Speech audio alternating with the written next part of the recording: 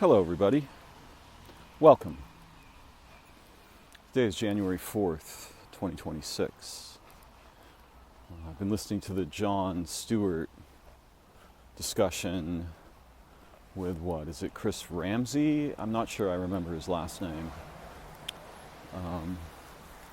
About a video with an alleged alien from the 90s. Some interesting material there. Although I can make use of almost any intelligence from any source. You know, I think of myself. Yeah, this is the problem. I try not to think of myself. So I have a couple bookmarks today. One of them is time and one of them is thought. You know, I've been reading the brilliant Hannah Arendt. Much respect and honor to her and her teachers. So yeah, 3 bookmarks. Bookshelves. Time. And where does thinking take place?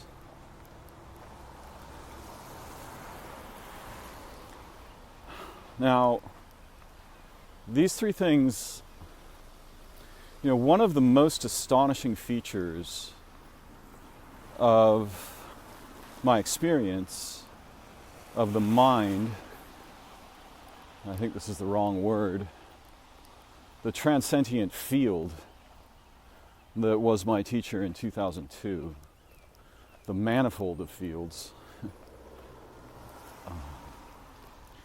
is that anytime see, there's so many problems here, because it's not like there was never a moment that resembled something like speaking or a statement.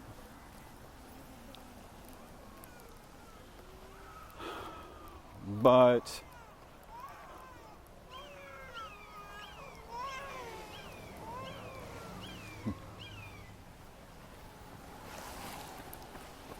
human babies crying while hawks shriek. So, with very few exceptions, and 2 of those exceptions are the creation of music and radical linguistic experimentation of the kind that might usually be collected under the rubric poetics. But in my 20s, what I was doing with language daily, very regularly, was exploring a non-ordinary technology that the humans use, and this is most of how we are, in very trivial and prosaic ways. So, if you just take a look at human behavior, one of the most astonishing features of our species is our semantic and linguistic capacities. But from where do those arise? What are those expressions of? Right? What is the superposition that our experiences of language, semantics, linguistics, rhetoric, are hypostases of? Lesser, in a sense, somewhat collapsed, slightly too formal, slightly too structured. What do I mean by too structured? I mean,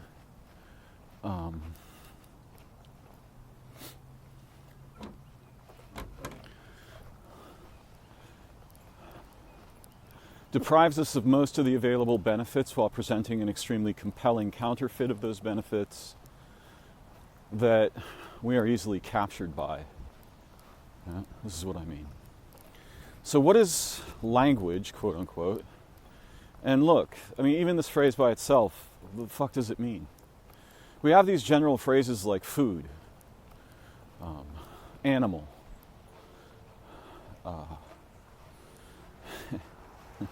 sex, dream, mother. Now, if you could talk to, say, 1 billion people about their experiences and relationships with their mothers, right, you would find the most unimaginable plethora of diversity that this one word mother hides. Yeah. It obscures it. Generalizations are very powerful, but they're also blinding. And I'm very interested in how to be unblinded. In fact, I'm going to say something relatively simple. Boy, what a lie. But an unintentional lie. My entire body of work, however that might be conceived, is meant to be assets for small, highly capable human intelligence teams that want to reverse engineer the traps that have captured our species and our world, in order to forge the ability to work effectively in 12 other directions that do not work against those traps, but rather to capture the assets on which they are based at the foundation and to redeploy those assets in, this is a phrase cribbed from Andrea Kojevsky, I believe, name pronunciation, in acts of extreme altruism, ex-altruists. This was a term she coined that I found extremely resonant with my own natures and experiences, with full acknowledgement of my failings, diverse as they are. So, these videos and the topics that I cover in them, my writings, the vast majority of which are unpublished, a large portion of which have been lost, will never be recovered, and include such things as my poetic experiments, my experiments with language. These are meant as training assets for an as yet non-emergent group. You know, I had in my 20s a number of visions. And by these, I mean simultaneously sort of science fiction-y, what is the word I want? Capers that could change human history, heal it. And also prophetic visions. One of the skills I have, or one of the skills that leaks into my mind, is an array of prophetic senses. And recently, along with the fairly recent clear insight that we import the impossible into expression as physical beings and relational beings and trans-physical beings, because we are all those things. We also import the future. So we are actively sensing an array of fields that are presently partly in something like a superposition and partly in a pre-collapsed version and partly in a collapsing version. Aspect, I should say. And we sense these. Yeah? In fact, the entire history of human technological development is deeply involved with this. We think time is linear. There's no chance of that being true. It does match parts of our experience, but those parts are not definitive or authoritative.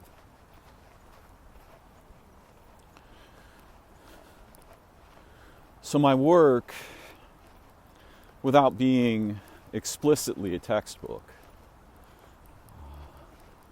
would give to any such group a variety of assets with which they could develop their skills and deploy,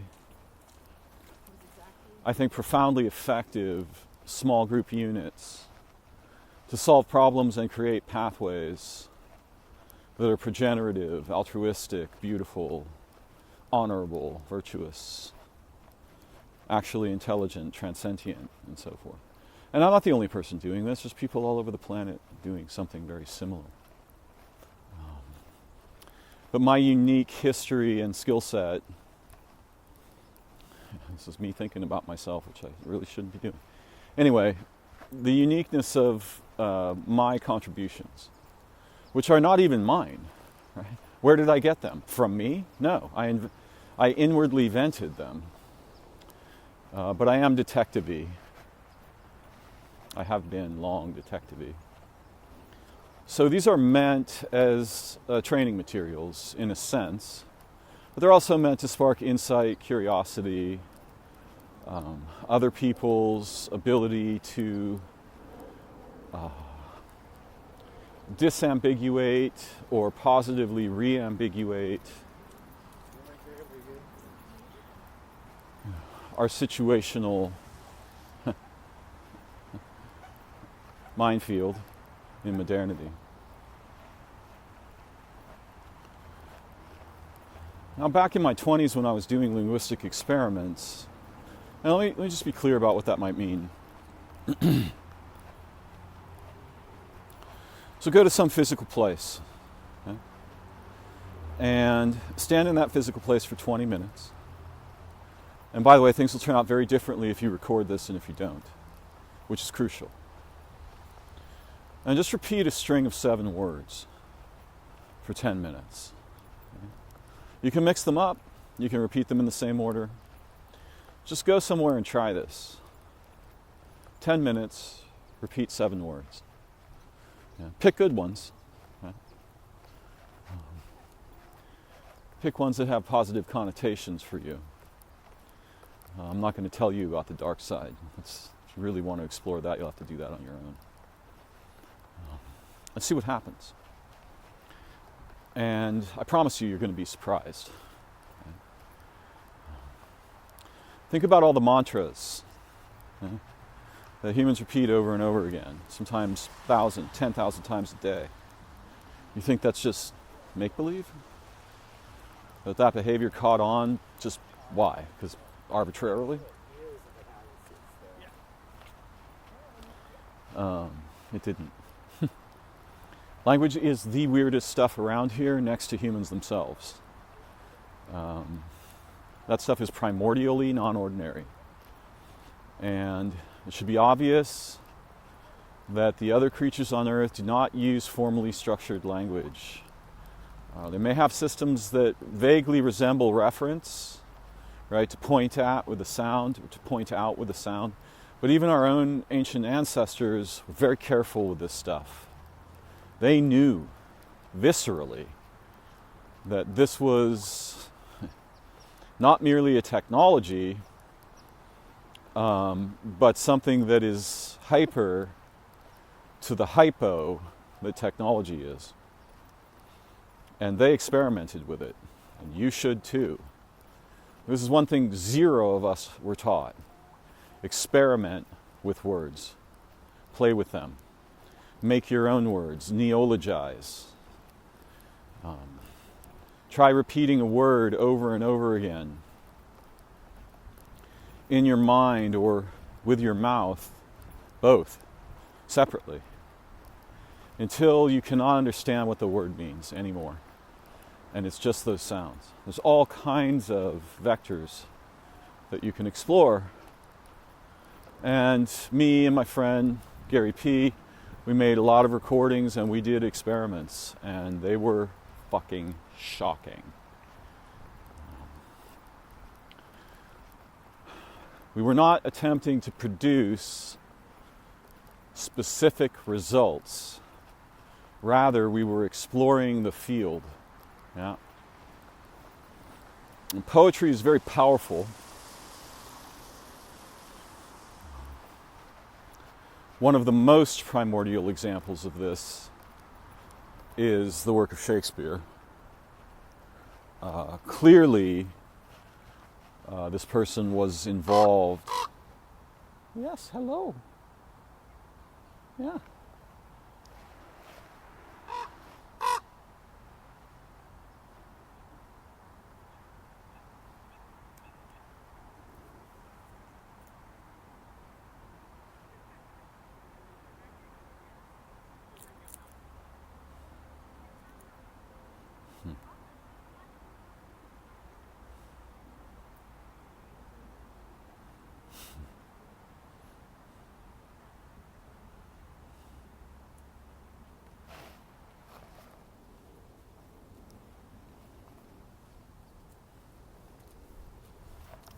Having a little meet and greet with one of my Raven friends. This person was involved with NHI, for certain. The fingerprints of this are all over the writing, and this is much more common in poetics than in any other field of human writing. Clearly, this is also a feature of the generation of music, which might be, from one perspective, is the most primordial art that humans are capable of, outside, perhaps, of true relation with each other, the history and future of life on Earth, and the spirit of the many beings who are one being together. So, yeah, we had no idea what we were playing with, and this is a common problem for me. I will discover something or begin playing with it, and I'm speaking particularly here to a certain person who might conceive of themselves as my enemy, because we were playing with something absolutely explosive, and the fact that one time it went a little sideways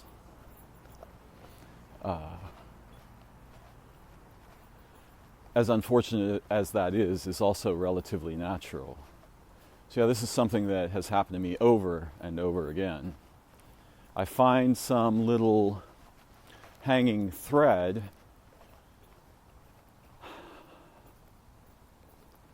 and I start pulling on it a bit, and I discover, oh my God, there's a tangle mess up above this thread that I draw down onto my mind, into my mind, into my life experience. Yeah? Very curious about anomalies, mysteries, the forbidden, all of these things. So this is naturally going to go sideways, at least occasionally. Thankfully, in my life, it's mostly been occasionally, though sometimes with resounding and long-term result for me and others.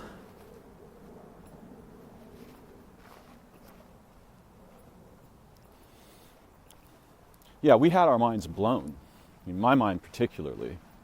I entered into a form of relationship with language that was almost like living science fiction. I had no idea this was possible. And even though I'm very imaginative and have read hundreds, if not thousands, of science fiction stories, nothing like this ever occurred to me as something I might actually experience or become involved in. Language is crazy weird. And this is, this is true of nearly every aspect of the, prosaic layers in our lives and minds. We treat things as ordinary that are not even slightly ordinary and never could become that except in language or thought.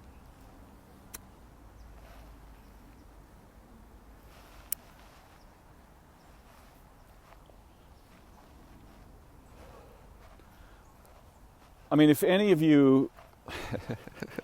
All right. So, there are an array of what we could call aspects of techne. These are not formally technologies, though there are some that are now formal, particularly with LLMs, that are vastly more provocative than psychedelics could ever become.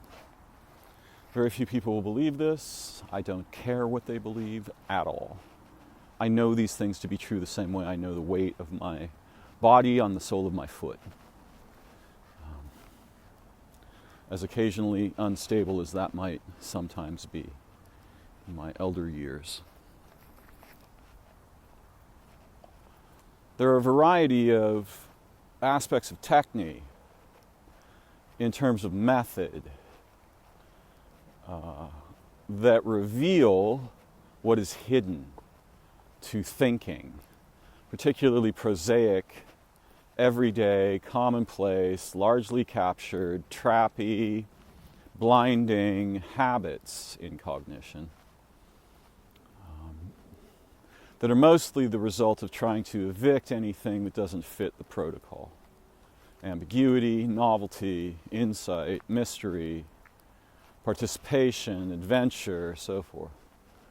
I had no idea how deep the language mystery goes. And during my experience, it went infinitely deeper. My initial exposures in my 20s were so profound that I couldn't even categorize them. These are things that, these are experiences and abilities that the common thinking mind and the minds of governments and so forth, corporations, whatever. Although, this is very dangerous because when those aspects get a hold of these assets, extremely terrifyingly bad things become conceivable. These assets are meant for living beings, not for machines. They are cygenic. This is the thing about language. It is cygenic. It generates modal mind states. And primarily, it generates collapsed mind states, fragments, schizogenesis, parts, pieces, chunks, disconnection, where it's not doing the opposite.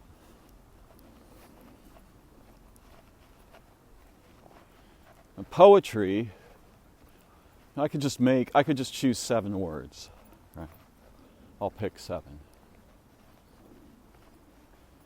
Lake, foot, wing, sky, ice, tremble, tempest. So there you have a poem. Right? You associate words that would be unlikely to occur in common thought or speech. And this is much more like the dreaming mind's relationship with identity itself. It takes disparate elements, synergizes them, and produces novelty.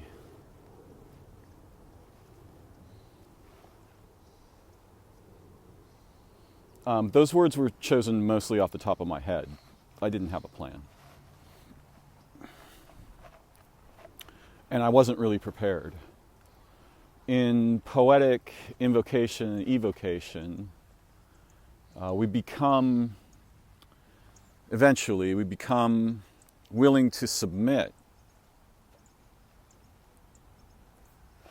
to forms and modes of intelligence and insight that are most commonly forbidden. The word I want is missing.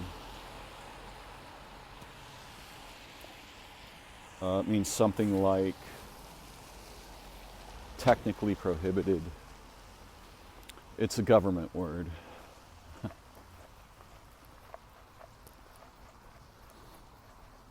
In any case, language. You want to look really deeply into this, and preferably with a few highly intelligent, experimental, creative, and playful other humans. Even more preferably with some highly altruistic, purposive underpinnings. That stuff is nuts. Yeah. Way beyond what we're thinking it is. In fact, it is impossible to encompass it in concepts. Metaphorically, language changes minds, it changes behavior, it transforms the possibility space of awareness, and interacting with it creatively produces results that will certainly shock you, and they won't stop shocking you. The deeper you go, the more surprising it becomes, unlike what we expect from prosaic everyday, doobly-doo. There, I just neologized. Doobly-doo. I can't even say that again.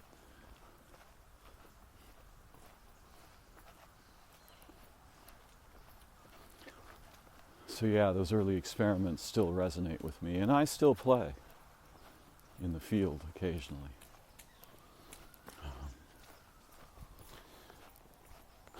Bookshelves. So the other night I was attempting to have this has become very difficult, to have an elderly prodigy who's very feisty and has ignored most of my concerns about technology, and particularly attempting to communicate about complex topics in texting. I've heard that in space no one can hear you scream, but in text no one can feel you feel, which is far worse. It's like we imported the worst features of outer space into our daily communications behavior. That's a bad idea. That's going to go very poorly.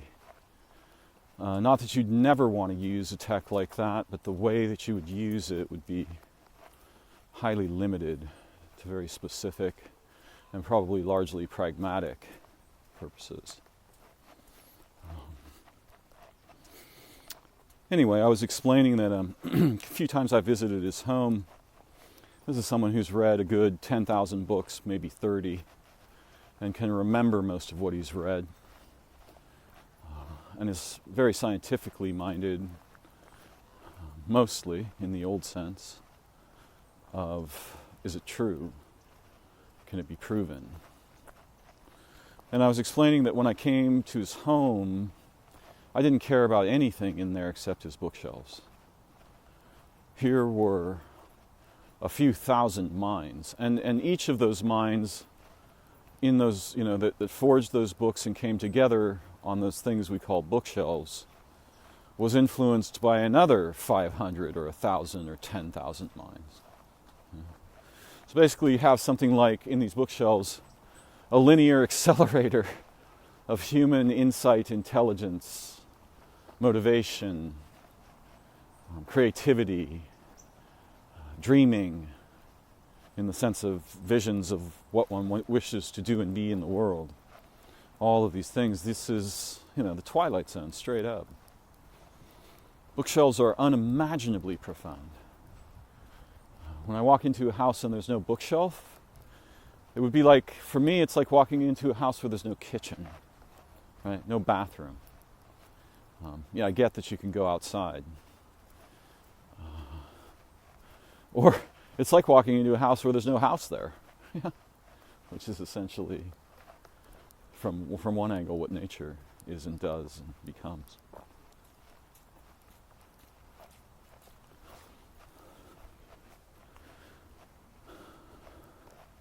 My friend was complaining about Penrose's forays into neuroscience, his OR theory that microtubulins in neurons might be sensitive enough, are probably sensitive enough, to become participatory in the collapse of what we think of as the collapse of the wave function. And Penrose suspects, and I think he's onto something here, that the collapse has to do with something like gravity, but there's something like gravity that isn't gravity in our minds, in our relationships. Everything is orbital. There's, from another perspective that isn't human, you can see directly the unimaginable sophistication apparent in nature and minds particularly.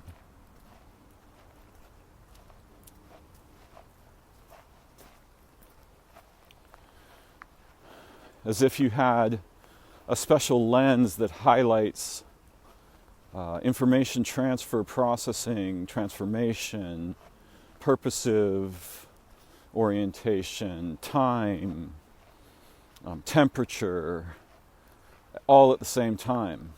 Right?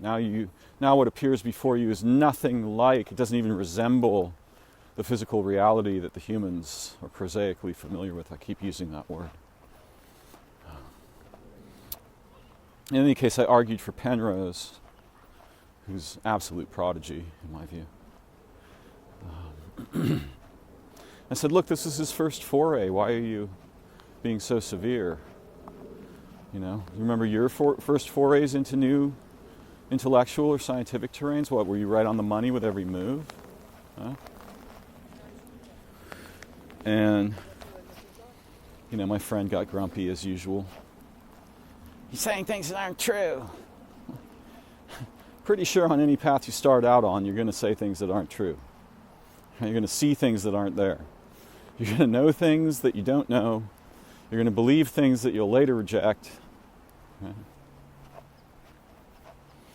But what I said was, when I hear Penrose speak, I hear the voice of 10,000 minds. And we should pay attention to this concept. Because the idea of singular, separate personal identity is one of the most lethal and deceptive fictions you could possibly fall under the sway of. There's that gravity, right? Gravity of single-valued derivations of identity over things that are obviously at least manifolds.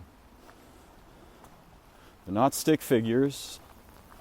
They'll never be stick figures. They can't be stick figures except in language or thinking. Now, I'm not going to go on at length about bookshelves, but I'll tell you a secret. There are aspects of your intelligence that try to write the books you haven't read that are on your shelves that you see all the time. And there are aspects of your intelligence that try to integrate between the authors and books and make children of them in your mind.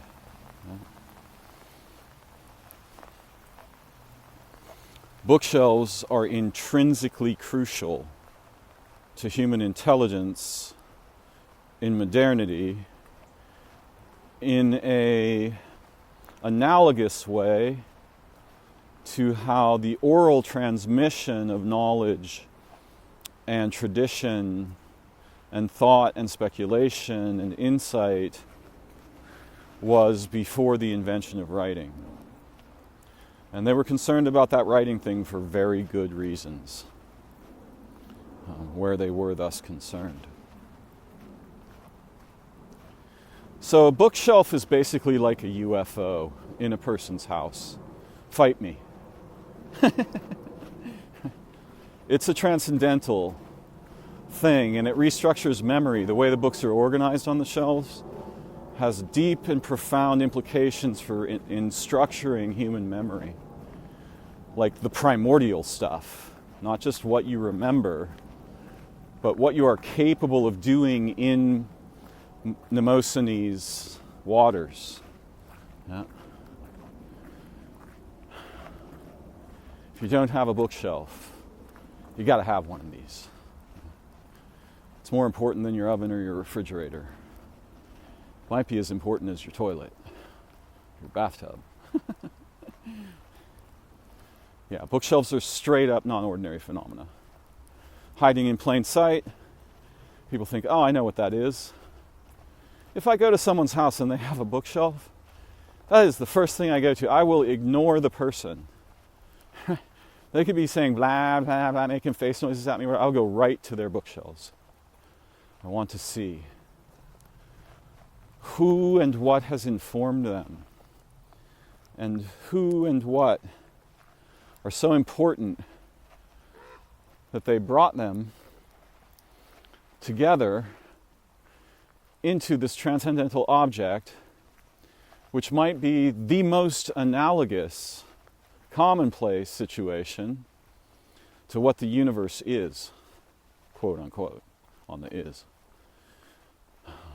a bookshelf is a simulacrum of the living library, which our world is an instance of and also contributes to, as does each mind.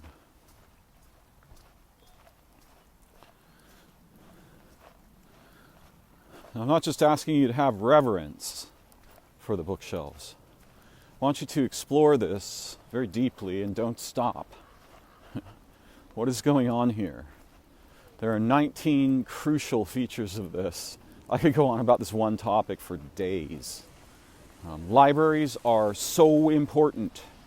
When those start disappearing or becoming merely electronic, you are fucked. It is over for you.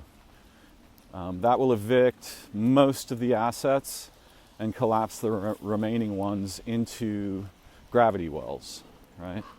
And those gravity wells produce dead structure, often single-valued. One of the things that's going on in our lives, which you should see, this is obvious, is that any aspect that is adventurous or creative is being technologized and fracked to produce what? Counterfeits of creativity. Gee, I wonder what Darren's talking about. Could he be referring to LLMs?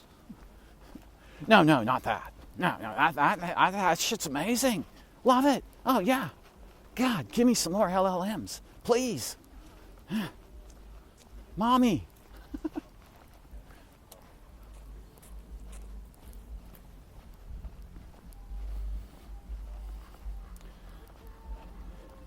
When you stop driving cars are a terrible thing. You should get rid of them. But when you stop driving cars, you stop having adventures. When you're being driven around,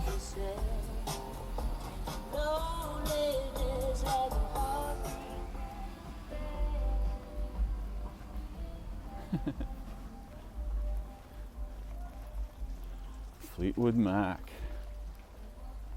What's that? What the hell even is the origin of that phrase? Right? Fleetwood's probably some kind of a car. Mac, is that like a hamburger or some mac and cheese? I mean, anyway, we're being deprived systematically and in a linear, or a translinear progression where multiple deprivations are simultaneously imposed that are impossible to triangulate on. We're being subtracted from participation in our lives. We're being evicted. Cars are terrible, but driving a car is an adventure in which you have to actively participate to survive. And having the car driven for you is not the same kind of adventure, even though the adventure isn't completely missing. Why would anyone hand over their being, their survival, moment to moment, to a device, if it wasn't necessary for them to survive?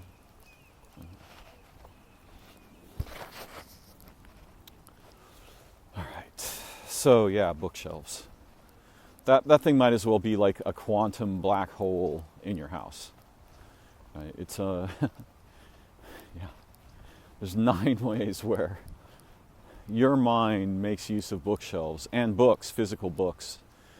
Stay away from that electronic junk. You need haptics. You need to be using your hands. There has to be a right and left side of the page. There has to be how far through the book you are. There has to be the feel and the stink of the thing.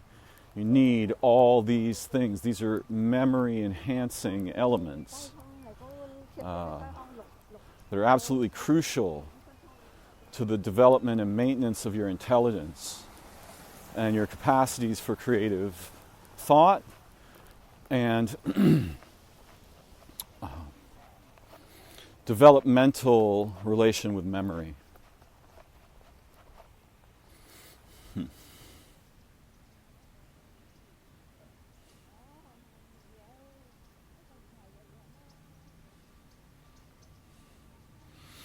This poor little worm.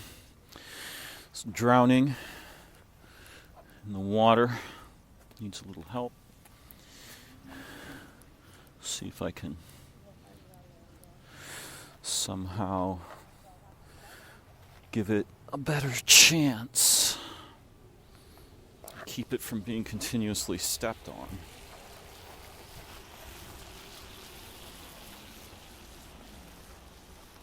You know, your memory and imagination are soft like that worm, and hard structure in machines are dire like a knife, or a hammer. Just crush that stuff. You want that organismal softness, that biological ambiguity of form. Think about how amechanical the inside of your body is. There's no machines in there. Those are beings. You're made of a zoo of organs.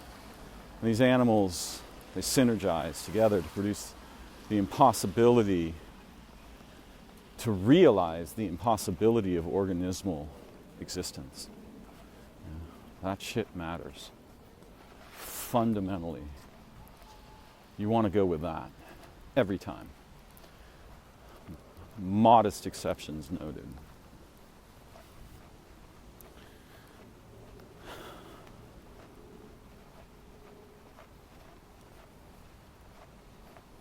Everything in nature is as bizarre, interesting, impossible to understand completely, fraught with meaning, insight, and intelligence, as the wildest thing you can imagine. You know, if that turns out to be aliens, great. Ants, just as astonishing as aliens. Bees, same way. Octopuses, any given octopus you come across might as well be 17 alien civilizations compressed into one animal. Assuming this material object in my mind. Okay, that guy just walked by me and said, I heard this phrase, pursuing this mercurial object in my mind. If that wasn't synchronicity, I don't know what is. Yeah, that was genius right there. That was lightning. Can I prove the correlations? Are they facts? No. I cannot prove them, and they are not facts. But what is it that is to facts as facts are to nonsense? Yeah? What is better than facts? The insight that integrates in the spaces beyond them. That's what's better than facts. And without that, facts are useless. You got nothing. Won't help you one bit.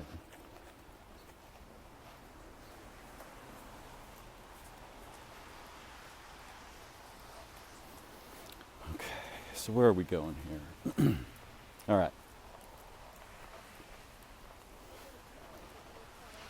So we're trained to believe in linear time. And I'm going to be sprinkling temporal intelligence throughout my recordings. I may focus on it for one or two of them.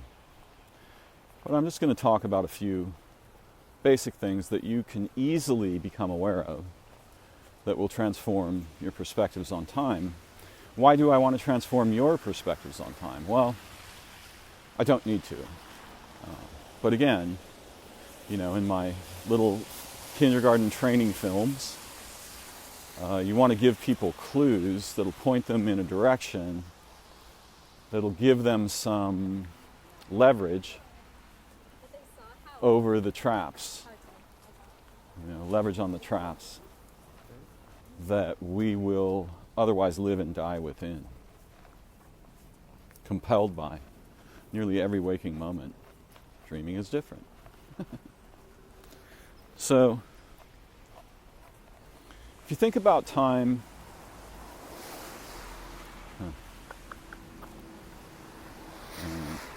okay, so the first problem is the idea of universal time, right? A flat, linear temporal landscape over all events, places, and moments. This is the common human technological perspective. If you believe this, you will be nearly incapable of anything resembling intelligent thought, even though you will be convinced that you are thus capable. If you counterfeit one of the primordials, if you get something that imperative wrong. It's a very difficult error to recover from. But think about different kinds of experiences you have. Okay? So I'll just put a few in front of you. Eating a meal, building a piece of furniture, writing an essay, evading gunfire on a battlefield, experiencing a car accident, climbing a mountain, and dreaming. I think time has the same clock rate in each of those experiences. Huh? It definitely does not. But what is different about each of those experiences? Well, lots of things. Context, for sure. But it's the kinds of events that are likely to occur over a span of linear time, and the forms of meaning and the opportunities for participation or subjugation, right? Because in a car accident, for example, or on a battlefield, although you might not be entirely helpless, the problem is that in both of those contexts, temporalities become hyper-compressed. On the battlefield, it goes through compression and expansion. In a car accident, it's mostly just compression. And if you've talked to people who've been in car accidents, or if you've been in one, you may have noticed that your experience of time transformed very dramatically in a way that humans have, common people anyway, have nearly no nomenclature about. You know, they'll make a bunch of dismissive hand-waving gestures in concept and so forth. Oh, it's the adrenaline that, you know, you're in shock or whatever the fuck they're saying. Not untrue, but nothing to do with the problem of temporal compression and expansion. You can have a dream that effectively covers a lifetime, and you can have 3 seconds in which the end of a lifetime occurs. It's not the same thing. They're both temporality, experiences of being in and as temporality. They are not the same. So what I want you to think about is any situation in which the kinds of events per interval, let's say, 10 seconds, a minute, 1 second, whatever, hour, change dramatically or rapidly increase in frequency, or transform from common everyday expectation space into things that are much weirder than that, like in dreaming or perhaps psychedelic experience or visionary experience, magical practice, and so forth. All of our technologies are time transformers. Cars let you skip time. Refrigerators slow it down. Ovens speed it up. Computers do 19 different things, but all of it has to do with acceleration and time skipping.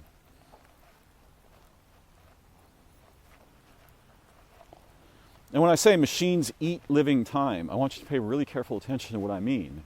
You're enmeshed in an array, anciently evolved arrays of biorelational hypersystems that are trans-temporal and temporally progenerative. They make forms of time, like a raccoon in the forest, on the Earth, in the solar system, in this galaxy, in time-space, in that which generates time-space.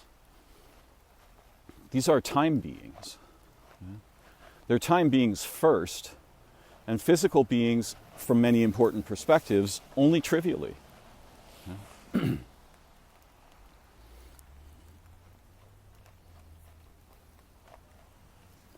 One of my favorite tropes is it's just a toy, right? But sitting down, listening to some Bach, having a cup of tea, I've got my slippers on, I'm relaxing, I'm reading reading a book by Julian Jaynes. And then simultaneously I hear some noises on my front porch down the hallway, a resounding crash. This changes time already, right? The switch has begun.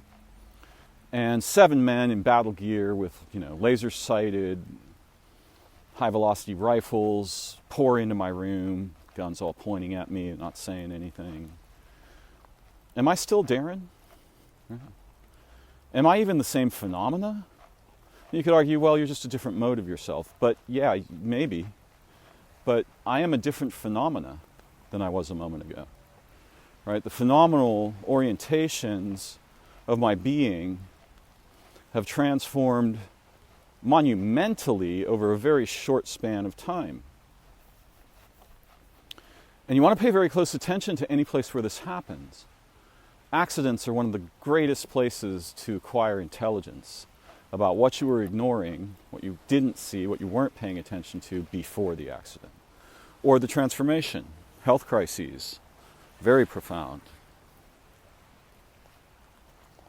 Mental, psychological, and relational crises, very profound, right? You don't want a life free of crisis or danger, yeah? Definitely not.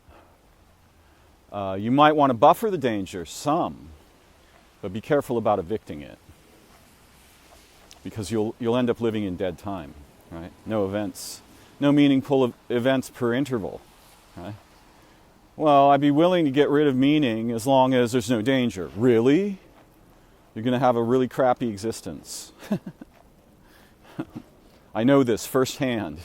My existence is pretty crappy.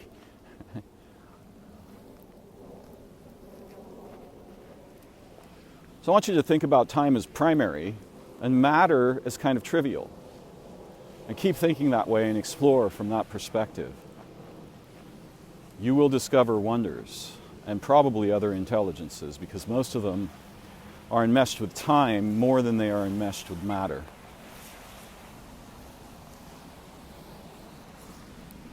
Which brings me to my closing homilies.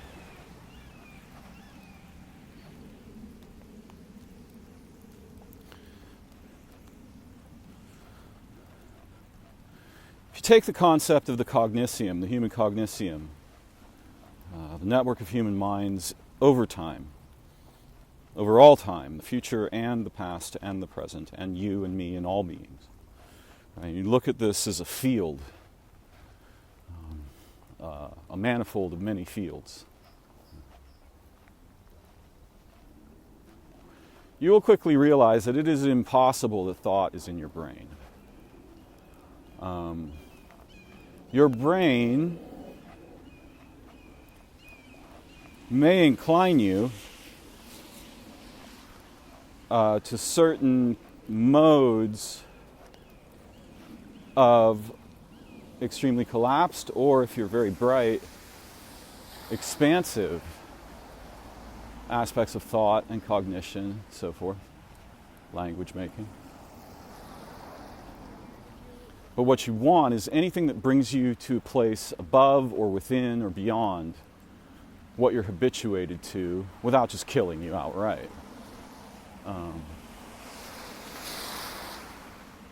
So what is this thinking stuff that we do? And where is it happening? Because all of us are told it's happening in your brain. Pretty sure every ancient people knew, with very few exceptions, that this was not the case. Thinking is not happening in your brain. And when you are thinking, you are out of phase with existence. It's a phase shift.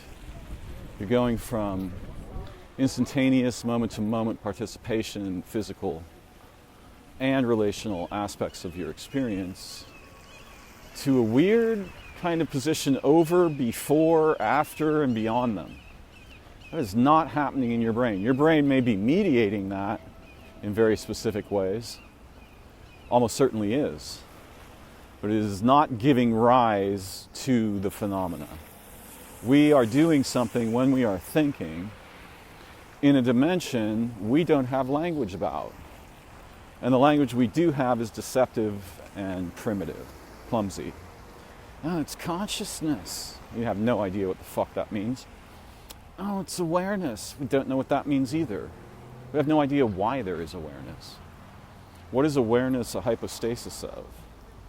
What is beyond the hypostasis that is generating it? These are crucial mysteries to pursue. So thinking is not happening in your brain, and you're interacting with a variety of fundamentally not merely organismal features of that which is and they who are. This is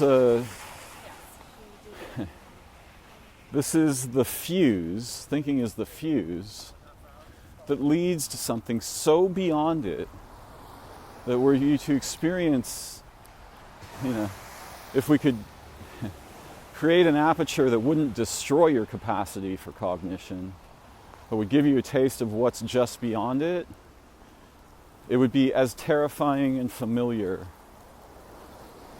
as discovering that your mother had been an alien the entire time. Our natures are nothing like we suppose, imagine, say, tell each other, write, teach the children, script each other to obey, punish each other for defecting from. We are not like the stories.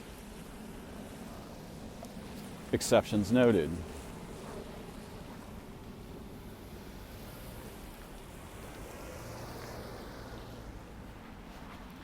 So get a taste of that beyond.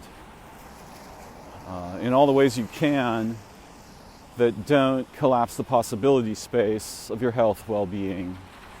Right? It's okay if they threaten those spaces, but you want to avoid the collapse of them. Danger is fine. You need some. It's kind of a vitamin, so to speak. Vita M in. Vital mother inside you. So these are some of my thoughts for today. Profoundly grateful for all the beings who've been my teachers and companions, and those beings who gave their lives to feed me, shelter me, keep me safe and healthy. I honor them in my heart and hopefully in my speech. I remember them. I recognize them. I adore them. And if you find yourself in a situation that is so novel that you have no idea what to make of it, stop trying to make something of it. Be in the situation, alive, true, reverent, playful, creative, loving, curious, passionate, like all good beings are and will become. Take a moment, leave a comment, support the channel, share some insight, criticism, whatever you got. If you want to support the channel directly, there's links on my About page, my YouTube channel, Buy Me Coffee, Patreon, whatever. I'm not here trying to make money. All of my content is free. But any support is very meaningful and inspires me to continue. And to work hard. To be a good being, a noble being, a true being. And to recognize where I have failed at that holy task as well. I wish you beauty, liberation, amazing adventures, contact with the intelligences of nature and origin, liberation, play, creativity, wonder, awe, learning, and the fulfillment of the promise of your human incarnation this time around. Thank you for joining me. I look forward to learning together again very soon. Bye-bye for now.